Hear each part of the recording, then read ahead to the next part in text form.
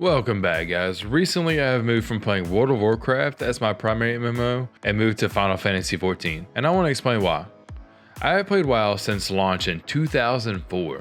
I was 11 years old, and I remember staying up until 6 a.m. playing WoW and then leaving for school.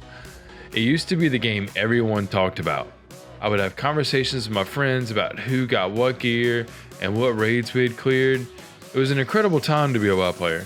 However, over the past few years, the quality of WoW has quickly declined, so much so that I have been willing to give up on a game that has generated so many fantastic memories and friendships for me. Let's dive into why Final Fantasy is absolutely dominating the MMO genre right now, and what about the game is attracting so many people.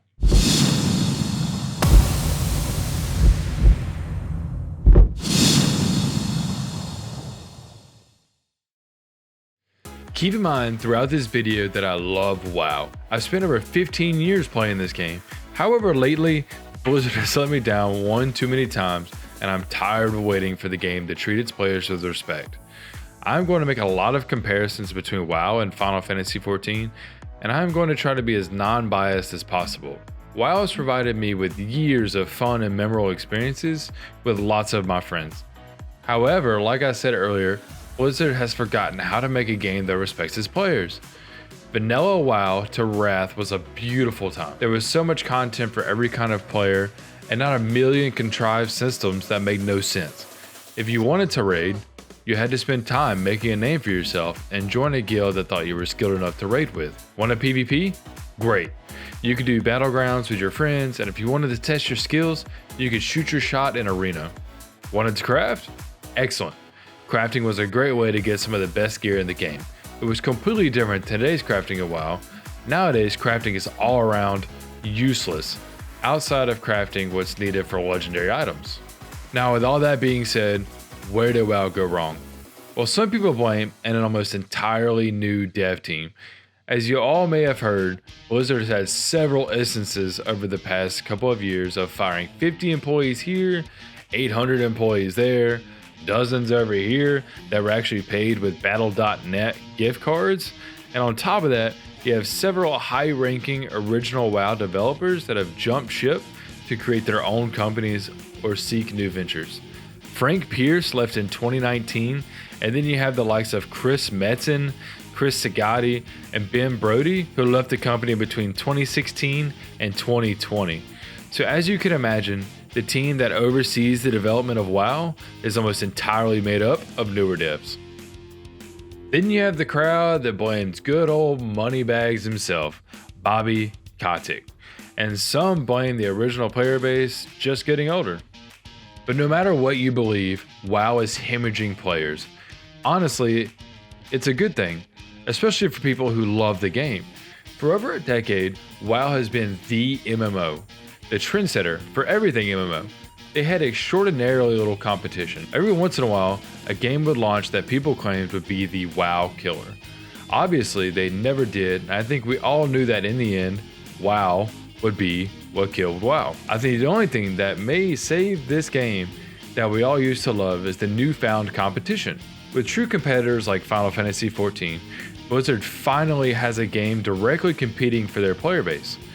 And this competition is healthy for the MMO's growth. It forces companies like Blizzard to adapt and learn, or fail, making way for a new king or forcing Blizzard to turn WoW's continuing decline around. So then, what attracts players to an MMO like Final Fantasy?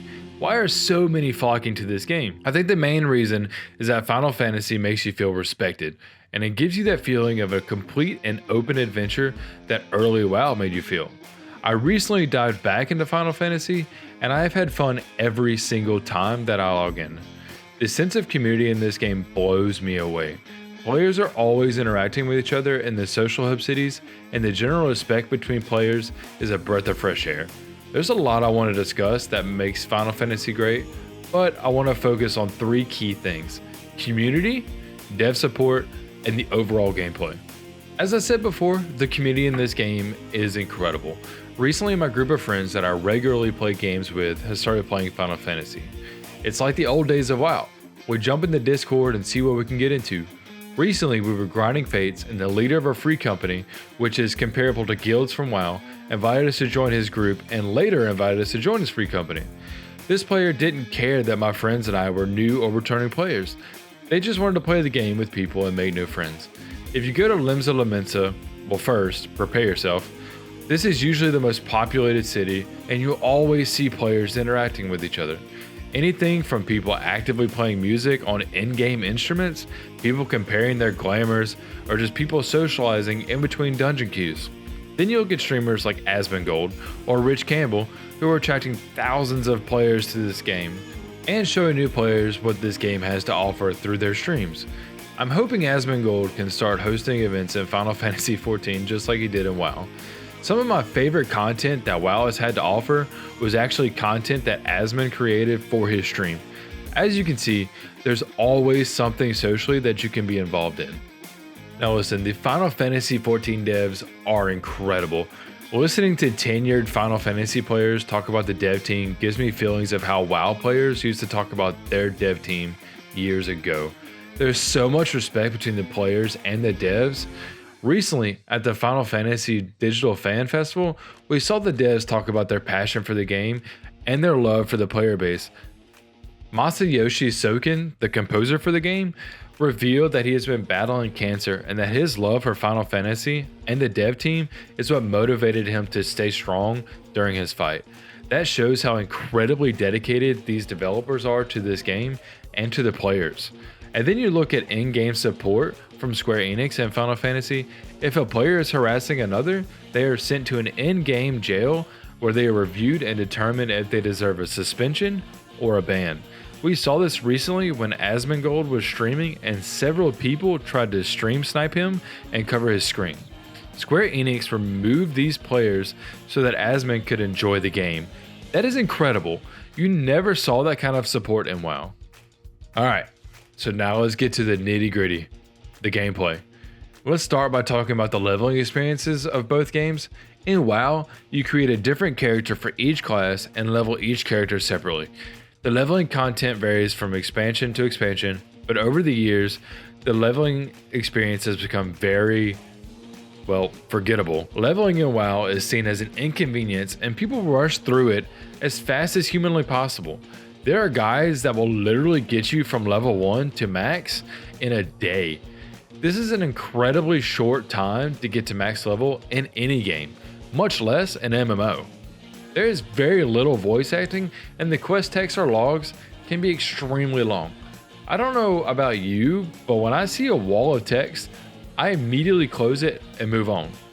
However, let's take a look at Final Fantasy's leveling experience. You make a single character that can occupy all the jobs in the games. This allows for a stronger feeling of identity in the game, and Square Enix has also perfected teaching you how to play your class as you level. You will slowly acquire the skills of your job and take on job quests that will introduce you to important skills that are important to each specific job. The story is presented in a couple of different ways that are highly effective. For the important cutscenes, they are voice acted and get you engaged in the story. The other story quests and cutscenes are done through text boxes. I know that sounds lame, but the text in each box is limited and easy to read, and get the story points across very well. Now let's talk about the creme de la creme of content, in-game. Blizzard has absolutely perfected the idea of raiding. You will progress through complex environments and tackle lots of trash mobs and several raids with interesting mechanics. You also have mythic dungeons, which are the current dungeons of the expansion that increase in difficulty the higher the mythic level you are doing. It makes for a good sense of progression. However, this can become tedious as you are repeating the same dungeons over and over and over again.